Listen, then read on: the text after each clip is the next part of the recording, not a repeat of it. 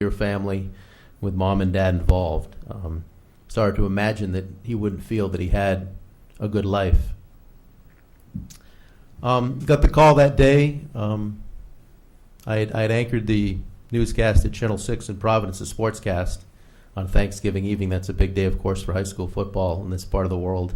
And was home the next morning, Friday morning, and got the call from my mother that my brother had hung himself on our deck on Cape Cod. And that'll certainly change your world immediately. It's, quite frankly, it's a cause that doesn't always draw the sympathy that other equally important causes do, be it the fight against cancer, or we've certainly seen all the great attention that Lou Gehrig's disease and ALS has received in recent months with the wonderful Ice Bucket Challenge. But typically there doesn't seem to be a warm and fuzzy spot in most people's hearts for suicide, because quite frankly there is still a level of stigma attached to it, that though it changes and though it ebbs and flows, and though people are quick to be sensitive and supportive of it in the wake of the passing of, say, someone like Robin Williams, it doesn't always stick. So it's different. In fact, what I'm called, what the Dagle family is known as, we are suicide survivors. It is a unique term you don't hear connected with other means of loss. You are left to deal with what has been left behind, what has been done to your family. That is not to downplay the grief of any other loss, be it long-term loss when you're anticipating it or sudden loss, but suicide survivor is a term that you may or may not be aware of. Essentially, my parents didn't have the strongest marriage at that point to begin with, but it was the beginning of the end for their marriage. It led to their divorce, as often happens when there's a loss of a child. People tend to deal with their grief in different ways and at different rates, and it was a big issue for my parents, and it continues to be a big issue for my relationship with my parents. So it's heartbreaking. It's heartbreaking in that regard that I don't have the relationship I envisioned I would have with my sister, my other sibling, and my parents. They say it's the saddest club in the world, parents who have lost a child to suicide. And it is. And as a father of two girls, 12 and 8, I can only imagine losing a child. And I say all this, perhaps you're dealing with some of these issues, or you've lost someone yourself, or you know someone who's in a tough spot, and you're wondering what you can do or what is next. I think one of the big things you can do, in addition to some of the initiatives that Andrea's pointed out, and it's nice to hear that Connecticut is so proactive in this regard relative to perhaps other states or areas of the country, is to listen. It sounds kind of obvious, but for those that are lonely and depressed, someone who is willing to listen to them, particularly in this day and age when we're so quick to have our head buried in our smartphone, or we prefer a quick text rather than an actual phone call or conversation. The power of listening to someone you may know, a classmate, a friend, a neighbor, that clearly is in a difficult spot, that can go a long way, I've found. Even a little physical contact, you might put your hand on their shoulder and let them know that you're engaged and you're there to help them if you can. I think, frankly, if we polled people at our workplace or in our circle of friends or ourselves, I think probably more than half of us are dealing ourselves with some level of mental health concerns, be it depression. It's just the reality of the world we live in. It's not something that's always out of the closet to talk about, but I find it to be the truth, at least through my experiences. So if you can make an effort in the coming days, weeks, months, make it sort of the way you are to reach out to someone who looks like they're struggling and point them towards resources, but just start by listening. That'll help counteract the loneliness. And I certainly don't mind people asking me about my brother. That's the other issue. If you know someone who's lost a family member or a friend to suicide, do you mention their name? Of course you do. Of course you do. not a day that goes by that I don't think about my brother, and what type of uncle he'd be to my daughters, what type of father he'd be to his own children, and what type of superstar husband he would have been to his wife, his future wife. The other concern that gets a lot of attention, but only in fleeting moments, again on the heels of Robin Williams, is the mental health issue in our country. And the more I've thought about it, certainly would never have wished what my brother did on my family or my wife, who has been an angel. You know, she signed up for better or for worse with me, and she has lived up to that. Is the stigma with mental health. And I don't know how many degrees separated my brother's behavior and demons were from someone like Adam Lanza in Newtown. My brother took only his life.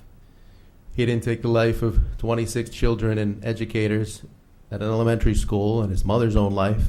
But I don't know how different what he was dealing with is from what the Lanza family was dealing with.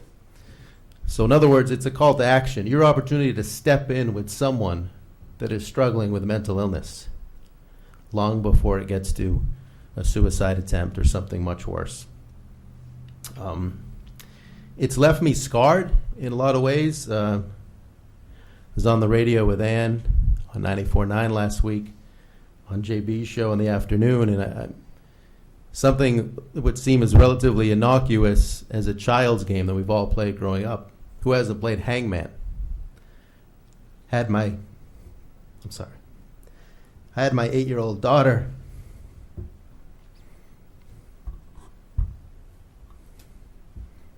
ask me to play Hangman.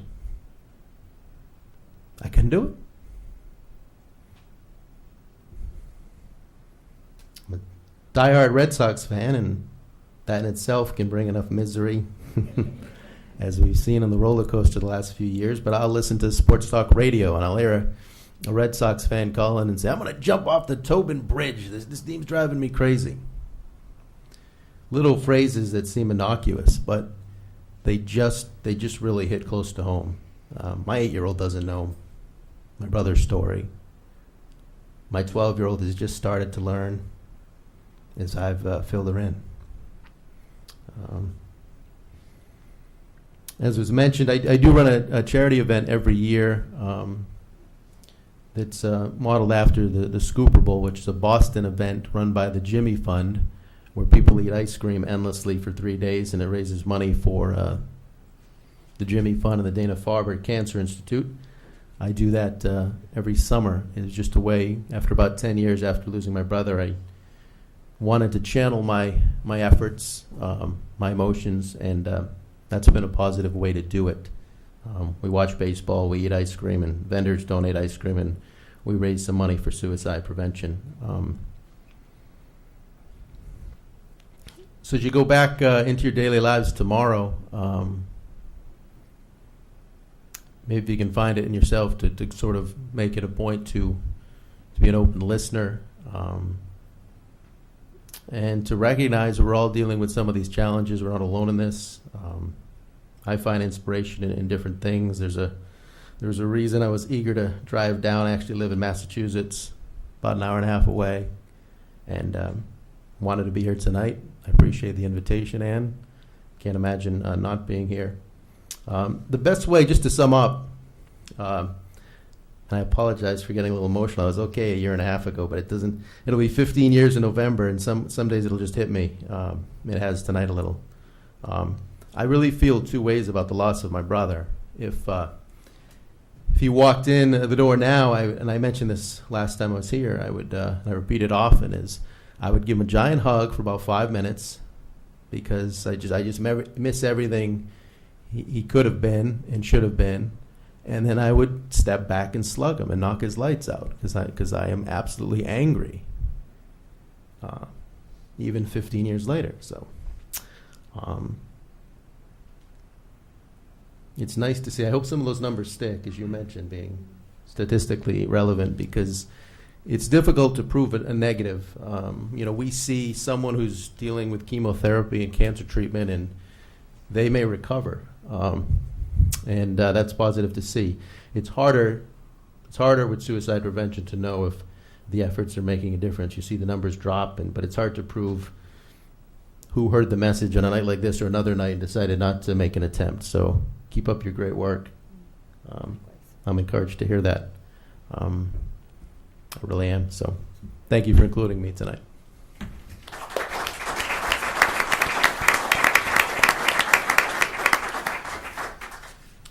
Thank you very much.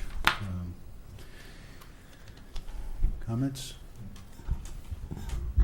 I'd also like to, mention before we get to our third speaker that Mark Ennis is here from Nylands and has contributed to some of the snacks, and perhaps it'd be better to kind of mill about afterward to have some water and cookies and talk about anything that you want to talk about. The speakers will be here.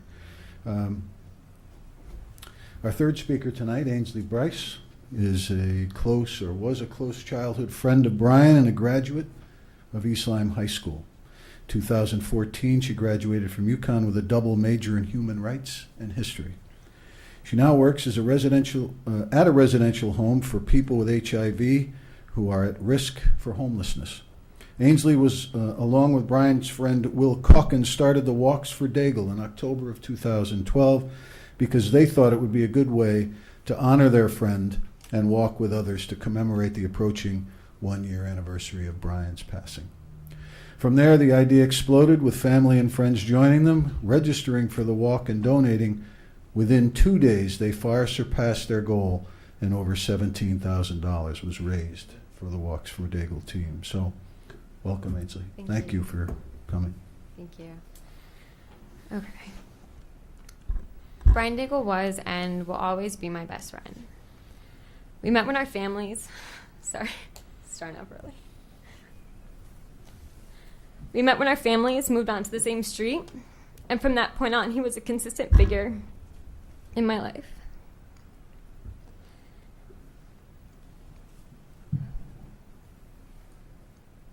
I can see him at every stage of our lives, every neighborhood event, every snow day, and summer nights running through the woods.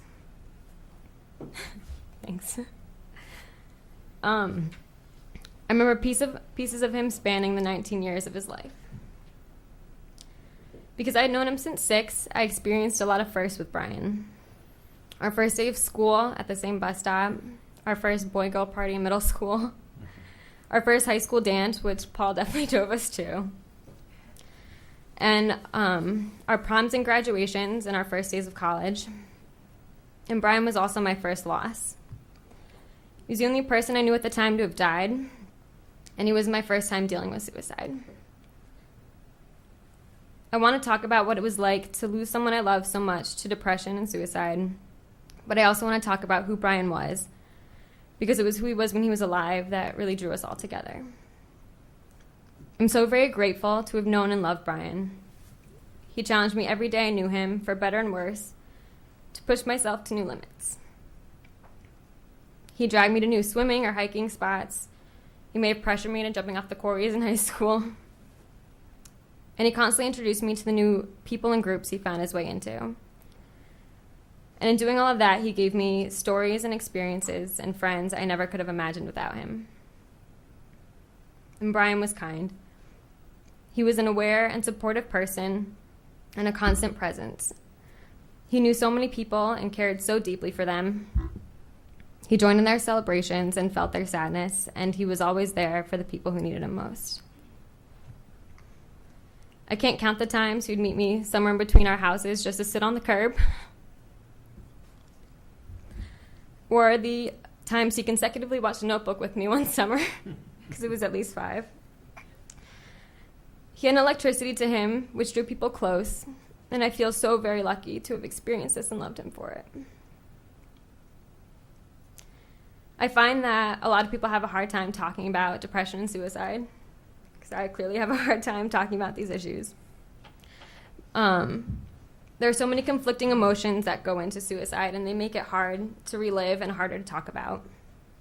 Even today, I feel lonely knowing that Brian's not here, angry that he left me behind, grateful for the time that I did have him, and also complete sadness. Sadness because every day that passes, I remember less of Brian while he was alive. I'm sad because I can remember every detail of the day we lost him, but my happiest memories seem to slip away faster.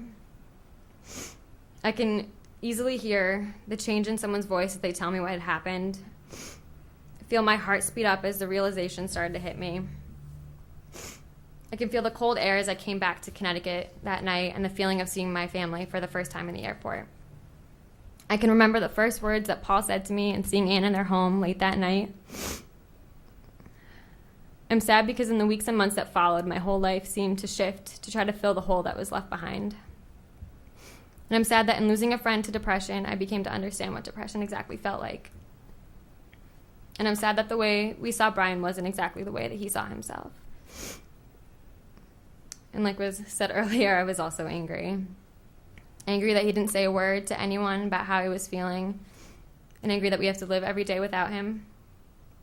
Angry that he can't see who we are today and the accomplishments his friends and family have made. And between sadness and anger and loneliness, I also find myself very grateful for the group that he left behind and the bonds that were started with him and strengthened because of him. I'm grateful for the people we are today in response to this loss and the places that we will go because of Brian. I'm grateful for the fact that in losing my best friend, I was pushed to live in ways that I never would have anticipated, to go to new places and try new things, as I know Brian would have done. And mostly I wish he was here to see the amazing people that he had left behind. It's always going to be easier to remember Brian before as alive and happy, but by doing that is to deny a very real problem that adults and kids and men and women all face. I can always talk about Brian. I want to remember him as the boy who constantly challenged me and encouraged me to take risks. But to simply remember him as that not only eliminates the message of his death, but also forgets the way that he saw his own life. And while I don't know a single person who wouldn't go back and change everything if they could, let Brian know that he wasn't alone. We now have the opportunity and the honor to tell his story in the hopes of preventing these things from affecting another family, group of friends, and community. Thank you.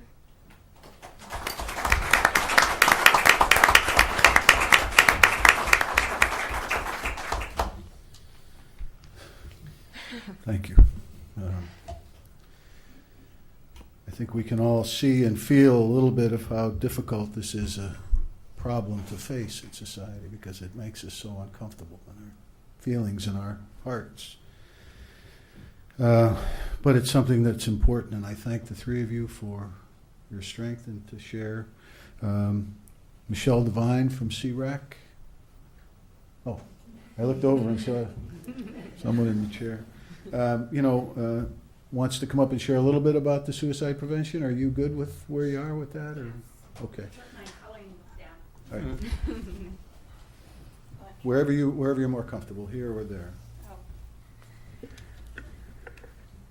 So we have the privilege of working with the Eastern Connecticut, Northern and Northeast and Southeast towns in these efforts around suicide prevention. We were able last year through the funding that the state got to provide some small funds to about 8 communities in the eastern region. We are working still with those 8 communities, and they have done some wonderful work. In addition, we've trained over,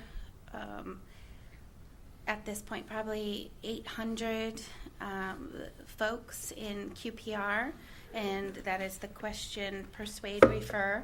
We have a training for East Lyme coming up on October 27th from 7 to 8:30 at East Lyme Youth Services. That is an hour-and-a-half training. Again, 3 simple steps to recognize someone that might be at risk. We do have an informational sheet for you, and if you'd like to sign up this evening, we will remind you and send you an email to remind you, but you can also take this and pass it on to someone that might be interested as well.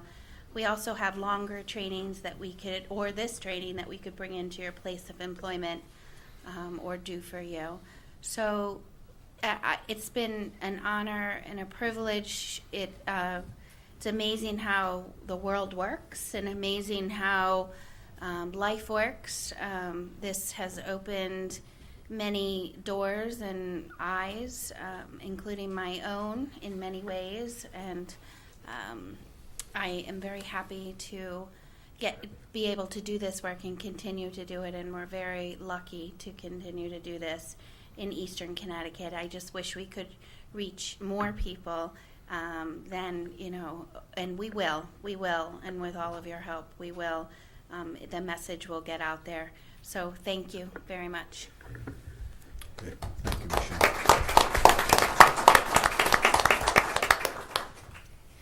May I just share something to dovetail off of Michelle? Through that state grant that she spoke of just a moment ago, that was a 3-year grant. It just finished up in July. In a matter of 2 years, the 5 suicide prevention coordinators, like Michelle, she being one of them, trained over 7,000 people in this QPR training. And they, with their partners, we had 35 mini grants total. 10 were campuses and the rest were towns statewide. And a lot of the people who you saw on the PSA were representatives of the campuses and communities that were involved.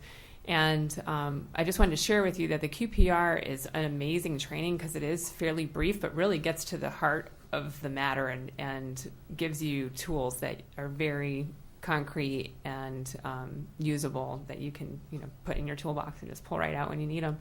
And it's a training that also has a variety of different kinds of population options. So if you are working with schools, there's a school option. If you're working with law enforcement, there's a law enforcement version. So if you have any questions about the kind of folks that you're thinking might need a training, whether it's your workplace or your schools or et cetera, please feel free to contact us or one of us, Michelle or myself. Okay, thank you. Any questions, any of that? We have Paul and Ann here. Paul, you'd like to say a couple of things? Or comfort here or there, whatever. Tonight's all about communicating, educating, and it only starts with communication. So I'm going to ask you all to ask a question. Someone be brave enough to raise their hand and ask something that you need to know or you'd like to know. Because when we leave this room, that's what we're trying to accomplish tonight. I don't want to put anyone on the spot, but there's going to be at least one volunteer out there. No. Thank you. Go ahead.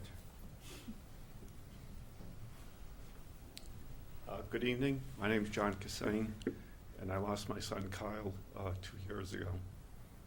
And breaks my heart, and I miss him, and I love him still. But the reason we're all here is to try to prevent this from happening to other people. And I think that it has to be brought up that when they're youngsters, it's never taught to them that it's all right to have mental or emotional problems, that you need to get help. And it never gets into their minds that if you're having problems, get help, ask for help. They say 80% of suicides could be prevented by a psychologist or medicine. And I think it's very important in elementary school that they teach children that it's all right to ask for help for mental problems. You're not crazy, you're not out of your mind. Mental illness it's popular now. And that's what we have to get through to our teachers and our nurses at the elementary schools. I think sometimes you try to treat it when they're 20 years old and they're having problems. It's a little bit too late then, I think. But that's why we're all here to help out and push forward and prevent this from happening to other people. Thank you again.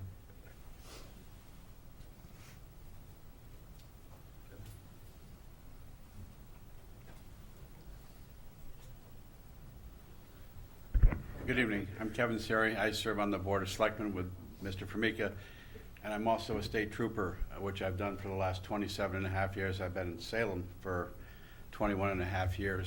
My son was a year behind Brian in high school. And I remember the day having to tell him, he was home for the weekend, I had to tell him what had happened to Brian. And it was a look I have never seen on my son's face before. Not like when I told him his grandparents had died, because that's the normal process. And I was just talking to Chris Olson for a minute. Chris is the director of security at the high school and a retired state trooper. And I asked him, can you remember how many suicides you've had to go to over the years? We can't remember. It's that many. One of the things that a lot of the investigations we've done in the follow-up to this is when it's an older person, it seems to be, and I defer to the experts on this, there's more of a thought process. It's something that has been thought about for a lot longer period. With young people, it seems to be more of a quick decision, something that maybe they've been thinking about for just a few days rather than for a longer period. So what I try to tell my son and people I deal with now are young people, if they have a friend in distress, go to an adult that can offer some help. Don't be afraid. Don't worry about the fact that, oh, I'm going to get them in trouble. We don't want to say anything. Say something. Say something. If it turns out to be nothing, it's much better to do it that way than it is to not say anything and have something tragic happen. And to Ann and Paul, thank you for the courage to bring this forward to the community. Like I said, we've seen this way too many times, and this is a great step to move forward. Thank you, Paul. Another question in the back?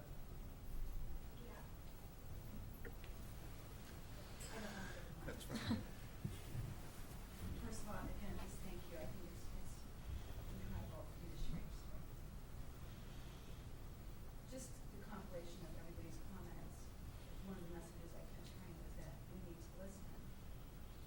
What I'm wondering is that kind of implies that people are willing to talk.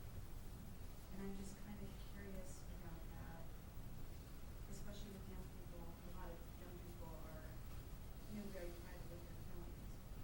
So I'm just, as an education for myself and for others. So Sure. the question is, for the people listening and for the tape, that there's been a lot of talk about the fact that we can listen and be willing to share, but the question is, are young people and people of any age willing to share and anxious to talk about this? And that is the synopsis of your question, and then Sure. I'll let Andrea take it. Our opinion is that it's important to educate people of varying ages. The suicide prevention work in terms of actual curriculum goes as low as middle school. There are elementary school programs that focus on overall behavior and emotional intelligence and trying to pick up on, I think that's what we spoke about earlier tonight. Actually, people are kind of stuck in their phones and in their social media, and you're not connecting the same way that we used to. And it's really important to disconnect from those devices and to really just develop those social skills as children so that we can continue to use them and to recognize emotions. I think that's part of the problem. And so a lot of the curriculum and, in fact, a lot of the overall school climate work is associated with that right now in the earlier ages. And as they get older, we really are trying to encourage school systems and to engage and take advantage of these resources. The Signs of Suicide curriculum is an amazing curriculum that is very brief. It's very easy to implement. It doesn't require training of the adults that are using it in the school systems. It's a peer-to-peer program. And we know through science as well as just fact that the peers are going to talk to their peers first before they go to an adult.